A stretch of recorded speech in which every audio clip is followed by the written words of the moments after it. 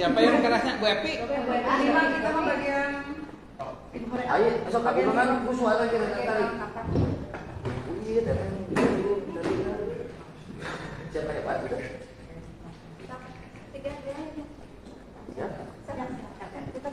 Siap?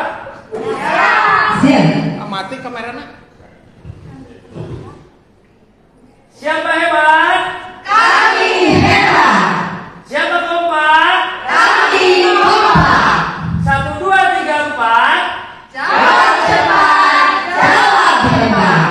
5, 6, 7, 8. Kami datang untuk menang. Quick response challenge. Cepat berpikir, cepat bertindak, solusi hebat. Respon challenge. Penuh inspirasi, meraih prestasi dari Megasari.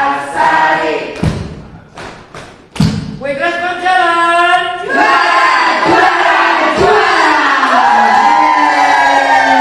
Selamat datang Bapak. Terima kasih tim Hore dari SD Negeri 3 Neglasari. Beri tepuk tangan dia sekali lagi Bapak Ibu. Wow, luar biasa ini satu sekolah dikarenakan sebelahnya. Masya Allah. Berbeda sekolah. Oh, ya. Pendukung spesial. Baik, Bapak Ibu Dewan Juri yang berbahagia, tiba saatnya sesi presentasi akan kita mulai. Kita panggil inovator kita dari UPTB SD Negeri 3 Neglasari, langsung diinovatori oleh kepala sekolah langsung, yaitu Bapak Tatang Mugiana SPD yang akan mengambil judul inovasi Quick Response Challenge, strategi pembelajaran untuk mengembangkan nalar kritis. Waktu dan tempat kami sediakan Bapak.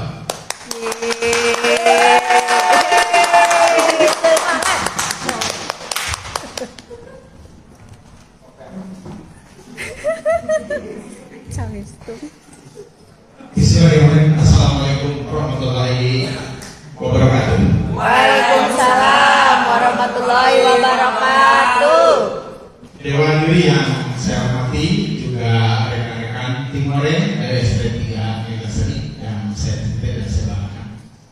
Pada kesempatan ini saya akan memaparkan tentang Quick Response Challenge, yaitu suatu strategi pembelajaran untuk mengembangkan nalar kritis. Saya Tatang Mugiana selaku kepala sekolah SD 3 Neglasari bersama guru merencanakan dan mengembangkan strategi yang menjadi dasar dari kurikulum mereka. Itu ada tentang profil lulusan, kemudian apa sih permasalahannya? Permasalahannya karena di sekolah ini siswa masih kurang bertanya, kurang menjawab secara gamblang. Kemudian solusi yang terbaik, saya bersama guru menciptakan suatu strategi, yaitu Quick Response Challenge, tentang tantangan menjawab cepat dan kritis. Next slide. Melihat dua perlingasan nomor 10 2005 dan nomor 13 tahun 2025 tentang pembelajaran mendalam ini. Saat ini kondisi di sekolah rata-rata peserta didik itu atau para murid kurang aktif dan kurang percaya diri. istilahnya masih cenderung pasif. Next, baik. Kemudian inovasi ini, quick atau QRC ini, quick response ini bertujuan yang pertama jelas untuk mengembangkan nalar kritis melalui tanya jawab cepat. Kemudian meningkatkan keaktifan keberanian para murid atau para siswa untuk menciptakan belajar yang interaktif, menyenangkan juga kompetitif positif. Tujuan lain yaitu melatih berpikir cepat dan memberikan alasan logis atau nalar kritis sehingga dapat meningkatkan pembelajaran yang berbasis partisipasi aktif. Next. Langkah-langkahnya ada 8 dalam pelaksanaannya. Ini sudah biasa guru itu. Ya. Pertama menyiapkan pertanyaan analitis, yang kedua menentukan mekanisme apakah secara individu, apakah secara kelompok. Kemudian diberikan langsung pada siswa itu tentang aturan dan teknisnya. Dan biasa seorang guru itu harus bisa mengkondisikan suasana kelas. Next. Ini yang terpenting ini adalah 5, 6, 7 sebenarnya ya. Yang saya tahu biasa. Ini 5, 6, 7 ini. Pertanyaannya ini bisa oleh guru mata pelajaran, bisa di akhir pelajaran, bisa oleh guru kelas. Karena di SD itu ada guru kelas yang mengejar golongan. Jadi bisa mengambil pertanyaannya merangkum dari membuat pertanyaan dari pelajaran awal dan pelajaran akhir. Biasanya ini diberikan pada akhir pembelajaran sehingga guru itu bisa memberikan apresiasi. Apresiasinya itu berupa reward dengan pulang cepat, dengan bahasa ya kepada murid tersebut atau presiden tersebut. Di sini nanti alurnya akan diterangkan lebih lanjut. Next. Nah ini ada dua sebenarnya video kalau diputar ini mau di 10 menit ya. Aneh lagi. Ini dipraktekannya di 2 kelas ini selama 8 minggu ini, Maret dan April. Jadi perbedaannya ataupun apa sih quick response itu? Ya, quick response itu suatu tantangan untuk menjawab cepat dan kritis. Ya. Guru memberikan pertanyaan kepada siswa, tapi diamkan beberapa menit lagi setelah mengkondisikan kelas, diamkan beberapa detik lalu si guru menunjuk si A dan si B. Kalau dulu guru-guru kita memberikan pertanyaan, pasti yang pintar itu yang selalu duluan. Dampaknya kepada siswa yang kurang pintar, tidak sekitar dong, tapi kurang pintar ya Pak. Pasti dia itu akan cuek. Saya nanti ada yang sudah pintar pasti menjawab si A, terus si A. Jadi bagi orang yang kurang pintar itu apalagi. Nah ini quick response ini dibalikkan, menunjuk siswa, memberikan pertanyaan, kemudian siswa ditunjuk, itu akan berdampak setiap siswa mempunyai nalar kritis. Jadi semua berpikir takut aku itu kalau guru, itu intinya sedikit hal itu. Padahal kita sudah biasa dengan pertanyaan itu, tapi yang pintar terus yang pintar selalu yang pintar, yang itu terisolir. Akhirnya saya membalikan fakta itu, membiarkan yang itu semua disuruh berpikir kritis sehingga yang pertama siswa merasa dihargai, semangat belajar meningkat. Next, akhirnya tahapannya selama 8 minggu. Nah, kemudian siapa pengguna di sini? Inputnya ada materi, ada guru, ada peserta didik. Kemudian prosesnya seorang itu yang tadi itu ada mulai dari persiapan hingga refleksi. Kemudian outputnya bagaimana setelah dia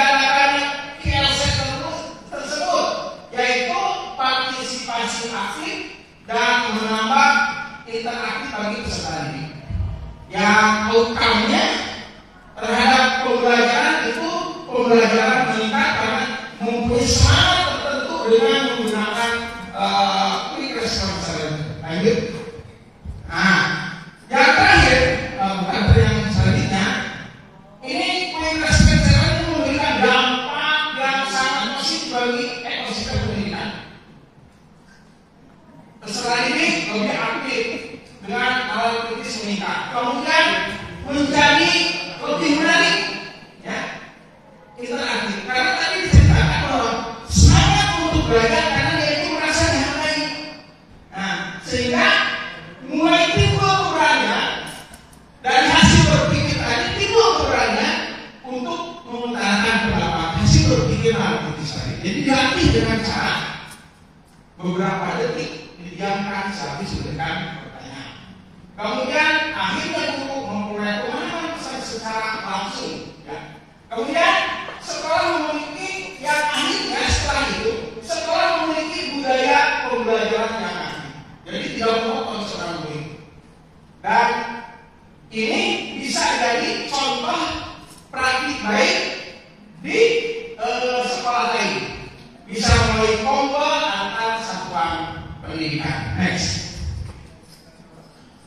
Kesimpulan dari itu, pembelajaran meningkatkan kualitas pembelajaran secara signifikan, sehingga tercipta pembelajaran aktif, interaktif, menyenangkan dan kompetitif. Kemudian bisa melatih kemampuan berpikir kritis, analisis, komunikasi, sehingga para murid itu meningkatkan rasa percaya diri. Kemudian adanya intervensi sehingga dapat dievaluasi dalam bentuk pelaporan, sehingga mendukung pembelajaran berpusat betul-betul berpusat kepada peserta didik. Jadi dengan quick response ini betul-betul pembelajaran berpusat kepada peserta didik sesuai dengan kurikulum mereka. Jadi jelas quick response itu merupakan strategi efektif yang dikembangkan saya bersama guru untuk nambah praktis. Demikian pemaparan ini. Assalamualaikum warahmatullahi wabarakatuh. Terima kasih Bapak Tata Mudia SPD yang telah memberikan presentasinya. Masih ada waktu 9 detik.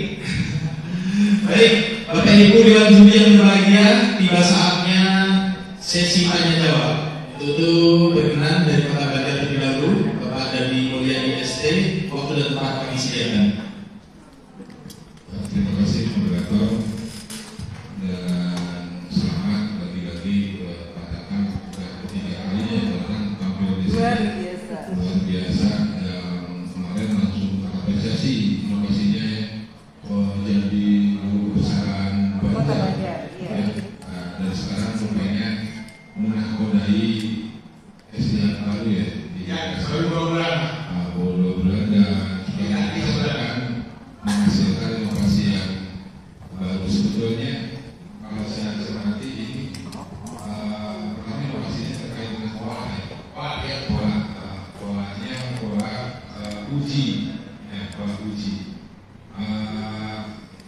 Saya pernah tadi ini nggak beda jauh dengan pola yang dulu zaman kita sekolah namanya CBSI, cara belajar siswa aktif. Di situ ada interaksi langsung, ada reward ketika ada challenge seperti itu.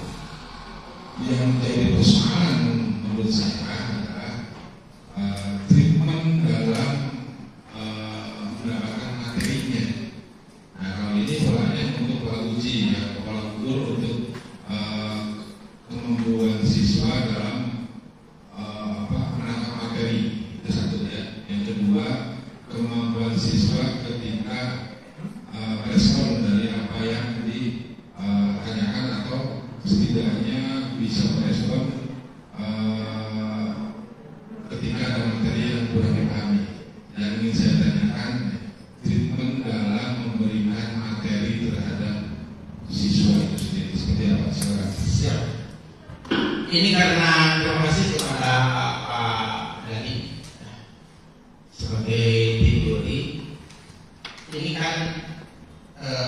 kalau di SD ini adalah guru kelas ya, guru kelas, tapi bisa juga digunakan untuk guru mata pelajaran. Rata-rata tapi guru kelas itu kan ambil seperti langkah-langkah tadi, bahwa langkah pertama itu guru itu dalam menyiapkan pertanyaan. Sebelum mengajar itu guru sudah menyiapkan pertanyaan. Materi itu guru SD borongan, yang bisa digunakan ini untuk guru kelas misalnya Pak. Untuk guru kelas itu borongan. Dari misalnya mata pelajaran yang 1, 2 mata pelajaran A, 3, 4 mata pelajaran dan seterusnya sampai yang terakhir. Ini setiap mata pelajaran itu diberikan sudah disiapkan pertanyaan untuk literasi ini. Untuk pembelajarannya sudah jelas sesuai aturan yang dituangkan dalam modul pembelajaran. Setiap mata pelajaran ini berbeda-beda tentang strategi dan tetapi ini menurut Bapak tadi pola yang membedakannya cuma sedikit ya. Kalau guru kita disuruh menjawab untuk angkat tangan, pasti yang paling pintar tulis-tulisan. Yang itu terlambat, cuek. Kalau yang ini, kurikulum ini disuruh semua siswa ini untuk berpikir, nalar kritis, berpikir logis. Nah, sehingga pembelajaran itu sama diberikan dulu. Jadi bukan pembelajaran yang belum diajarkan, tapi pembelajaran itu biasanya, sehingga akhir pembelajaran itu setelah yang bisa menjawab otomatis itu diberi reward baik ulang-ulang atau dengan reward lainnya. Itu mungkin Pak Dewan ini. Kalau yang saya ingatnya, kalau yang tidak ingat mungkin saya tidak akan dijawab ya Pak. Yang ingat saya dulu. Ya, terima kasih Pak Rekan, ini sudah sangat bagus ya. Justru selama ini kan inovasi itu cenderung ke digitalisasi. Kalau sekarang kalau saya lihat non digital tapi bagus untuk membangun nalar ya, lebih kepada nalar agar si siswa terdorong selalu fokus terhadap materi yang akan diberikan oleh Bapak Ibu guru. Karena nanti pada saat adanya picture ini bisa eksis ya, seperti itu, dan reward sudah dipersiapkan. Terima kasih, bagus ini. Mudah-mudahan ini bisa jadi contoh untuk sekolah yang lain, karena krisis digital pun tidak bagus ya untuk perkembangan anak didik kita. Terima kasih. Harus seimbang ya, digital dan non digital juga harus seimbang ya, untuk membackup dia. Terima kasih Pak. Baik, terima kasih Pak MISD. Selanjutnya kami berikan waktu untuk diskusi selanjutnya. Perwakilan dari bidang Limbang, Pak Habib.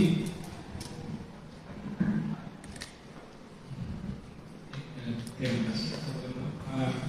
Akan sudah membersamai sampai 3 tahun, dari mulai pertama sampai tahun ketiga. Keren. Nah ini keren. Regenerasi, mendorong teman-teman di SD bisa seperti katakan untuk berinisiatif, melakukan kolaborasi dan melakukan inovasi. Selanjutnya saya juga ingin, apakah ada yang memiliki dampak pasca inovasi ke literasi anak didik? Kira-kira dari inovasi ini. Oh, dampak peserta didik. Ya, siswanya. Siswanya. Ada dampak yang lebih terukur ya, misalkan dari sekian, dari 30 siswa, 20 siswa meningkat. Dampaknya apa aja? Misalkan pembelajaran matematika, dampaknya setelah diterapkan ini ambil 2 bulan. Kira-kira ada siswa ini lebih pembelajaran berikutnya lebih cepat, atau kalau pada saat dikasih semacam pretest atau tes ujian harian itu Ya, terima kasih.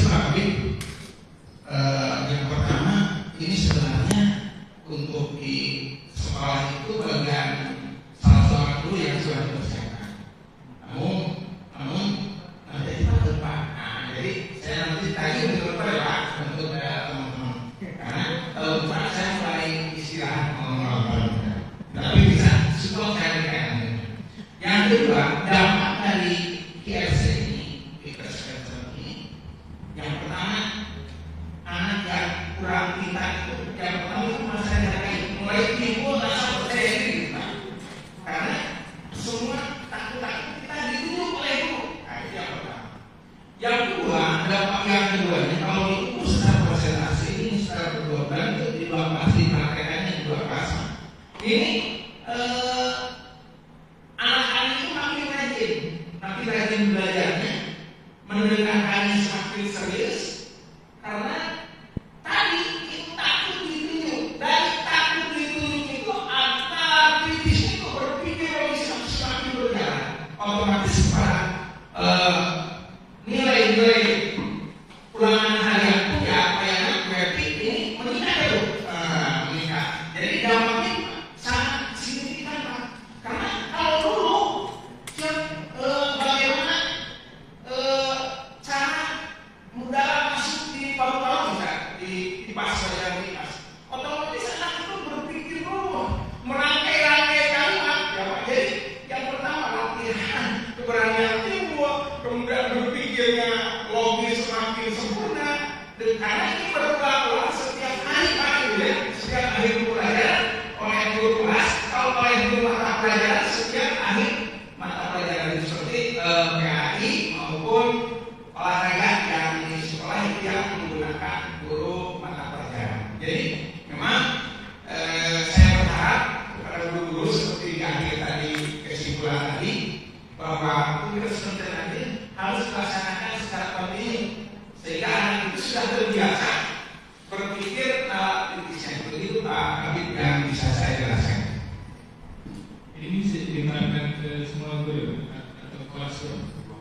Baru di dua kelas 6 dan kelas 5. Tapi saya sarankan ketika dievaluasi, disarankan kelas kecil pun harus diperkenalkan dengan pertanyaan-pertanyaan sesuai umur, sesuai tingkat.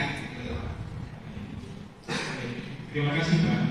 Kalau kan mohon juga saya akan memberikan masukan, mohon juga ke teman-teman guru yang lain juga, terutama kita dorong inovasi di bidang yang belajar itu, ini literasi di matematik. Ya, jadi nanti tahun depan ada lahir di inovasi itu juga. Ya. Kalau dimulai diterapkan dari sekarang. Yang kedua, yang tadi saya dapat info dari Pak Habib di Dinas Pendidikan, kita masih perlu bicara di situ. Jadi mohon dorongannya dari Pak Kami selaku senior dan tokoh yang 3 kali champion bisa mengajak teman-temannya junior bisa bergerak cepat, tidak hanya untuk kepentingan lomba, yang lebih poinnya itu adalah dampak yang kita harapkan ke anak pendidikan, terutama pembangunan manusia akan belajar perlu mendorong peningkatan indeks pembangunan manusia dan ada di lapangannya bahwa ada di Bugui. Sekali lagi Pak selamat. Terima kasih. Tetapi Pak ini ada dari teman-teman pun karena ini mohon karena kadar akademiknya untuk bulan Mei Juni itu padat di sekolah. Kalau bisa untuk inovasi ini diundur Pak ke bulan Maret atau awal April. Dimajukan Maret April karena Mei Juni itu sangat padat di sekolah. Termasuk saya ini tidak optimal karena ketika dilakukan kan itu sudah Pak. Jadi mau ada yang sakit mungkin bagian juga ada. Ini saya harus apa di sini? Nanya ke teman-teman. Saya tahu depan Pak atasi naik satu ini Pak. Betul, kita pun pengennya di bulan Maret ya Mas. Kita pengen Maret April kan. Kita pengennya kan ini kalau untuk ini input tiket dari untuk inovasi daerah. Karena setelah ini inovasi yang terdaftar itu akan kita siapkan untuk bisa diberikan ke Mendagri. Yang ini termasuk kan dari kita sudah percepatan, mudah-mudahan Pak, kalau depan kita bisa lebih maju lagi waktunya bulan Maret April. Harapan kami juga pengennya itu jadi ada persiapan tuh ibu kemudian dari masa itu kan kita damping. Tapi itu jadi catatan masukan bagi kami Pak. Kita juga pengen cepat. Nah, insya Allah Pak, ini juga IRC ini dan kemarin untuk lagu daerah rapor daerah pun saya akan dikeluarkan dibayar sama di gugus masing-masing salah Pak, karena itu saya sudah mendapat untuk menjadi salah alhamdulillah. Terima kasih Pak Waktu itu ini ketiga anniversary Pak Hussein melakukan sesi presentasi dan tanya jawab pada hari ini. Baik Bapak Ibu Dewan Juri yang kami hormati, tiba saatnya kita rehat sejenak untuk melaksanakan persoalan di tempat masing-masing. Nanti kita akan berjumpa dari